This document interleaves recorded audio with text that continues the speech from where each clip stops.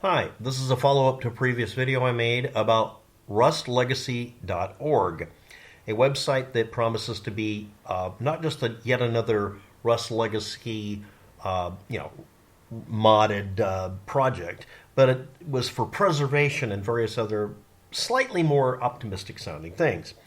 And it was originally RustLegacy2015.rar. And it would go through a lot of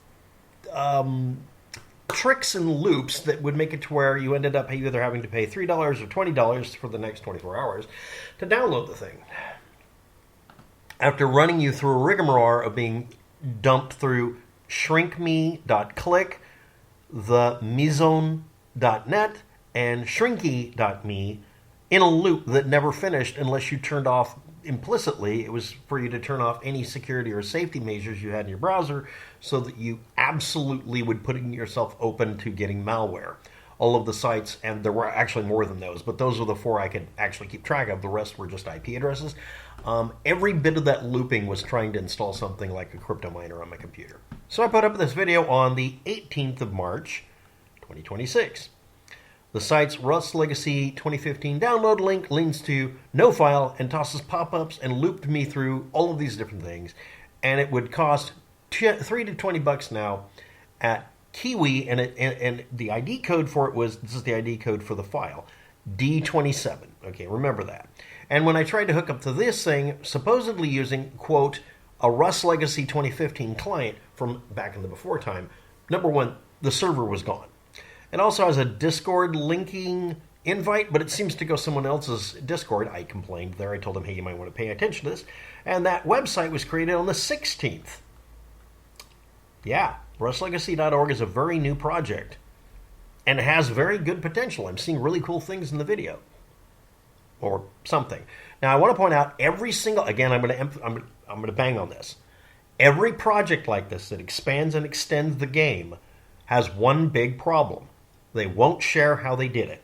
So that when a project dies, everybody has to start over from the beginning, and reverse engineering it doesn't work very well, and a lot of them use Trust Me Bro installers or Trust Me Bro utilities that run without asking permission to continually update it. Two of my favorite projects, RustLeak Gamer Zone version and Crimson Rust, both went the bad route and made it to where, oh, well, you have to have a working copy before you can download the new copy. And now their player base dropped to just absolutely zero. Same thing happened with Rust Relic and Rust Rome at one point. Rust Rome is actually still alive, and a couple of others. These modded projects do extend the game and make it better. And yeah, okay, maybe you wouldn't be able to use the server with an older client, but they always seem to make sure that when the project dies, they take their code with them, so everybody has to start from scratch again. Anyway, I pointed out that this was something I would never go through, and I wanted to go through it for you so you didn't have to. And and I put in the new link there, and there you can see it ends in, it starts with D26, okay? Or D27. Now we're going to look at the old download page at Rust Legacy, and it pointed to shrinkme.click and then a bunch of stuff. And of course, this was a trap. That's the old version, and that's of 19th of March, 2026. I made my video on screen here. It shows the 18th of March, because it was like before or after midnight, or maybe this is a GMT thing. Okay, now we're going to look at the new version. Oh, look, there's the Kiwi files link it goes to, but it's a new one. It's 29BED instead of D26 or something. The Go file goes to Go file and then an ordinary code. Mediafire uses a normal Mediafire, and so does mega.nz, just like my video proposed.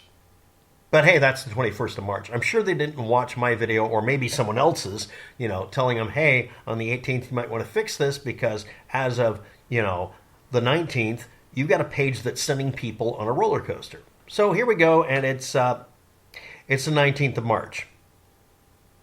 Anyway, it's 514 megabytes. And it's called just RustLegacy2015.rar. It doesn't say the word client.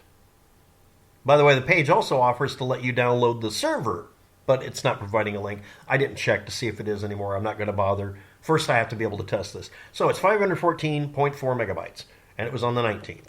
And this one, well, it's mega.nz, so anyway, it's 514.4. Okay, nice and consistent here. But, we can assume this is the 19th. Go file, 539.4. They're all RAR files, so this is a different RAR file. Maybe it's updated.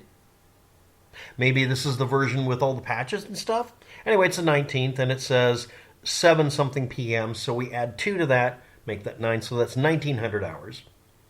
Let's go over here, and we see 319, and this was on the 19th, so all this was on the 19th, and this one is 539 megabytes, so it's the bigger one, but they're all named RustLegacy2015. So now I have 2 different RAR files that I have to evaluate, virus scan, and do a video on. So I'm doing this part first. Before, it was 419 megabytes, and it was called RustLegacyClient2015. And then it would expand out to the 1 point whatever gig. How big was it when it originally uploaded here? Did they tell you how big the file was? No, they told you had to have 2 gigabytes of available space. Now they tell you it's 1.1 gigabyte expanded, which is a bit bigger than most of them. And it still says 2 gig of available space because that's a good idea. So we're at that point where the older file was smaller, and there's 2 different file sizes. So let's review. RustLegacy.org on the 19th, old download page as of that archive, still had a 419 megabyte RustLegacy client RAR file at the old link, and it went into a loop, but eventually ended up on this thing, and it was dead because Kiwi, file.kiwi kills files. It's a bad place. Okay, now we have the new download page as of the 21st, and they all point to 2019 500 and almost 40 megabyte at GoFile, 540 megabyte almost, new link, Kiwi again. And then we get the RustLegacy RAR again here, and it's 514, and this one's 514, and at mega.nz, and we can assume that it was on the 19th of the month, and we're good, right? So I have 2 different downloads I have to test. And I can't test the original one that they put up to see what the hell they were up to because it's dead or I have to pay $20 to get it. And now it's not able to be paid for. Do not use file.kiwi because it's lacking. Next, these others may or may not leave the files up for a long period of time, etc. And again, originally their download would send you to a page that went out of its way to throw you for a loop and make money throwing ads in your face and trying to install malware. That's my assertion. I can't prove it because it's literally complex enough I wasn't able to record the data. Oh, by the way, it interfered with me video recording the data coming across the screen. Convenient. The new download page actually points to 3 alternatives that isn't Kiwi files, which you, again, should not use. And we have 1, 2, 3 files, download locations. And I wouldn't use most. But one of them was, seriously, it's 540 megabytes. Why? Why is it extra? I don't get it. It's 1,900 hours, and this one shows 2,100 hours. So this was uploaded later, so the smaller file came up later. This one doesn't seem to have time and date stamps in it. It's just got the day of the month. Not good. But anyway, hey, yeah, this is woohoo. So anyway, I'm not saying they saw my video and changed everything. I'm just saying now I have 2 different downloads to do. And now I get to do the evaluation like I want to do in the first place if they just put up a normal fucking link. Thanks for watching. Have a good day. Good luck with that. You'll need it.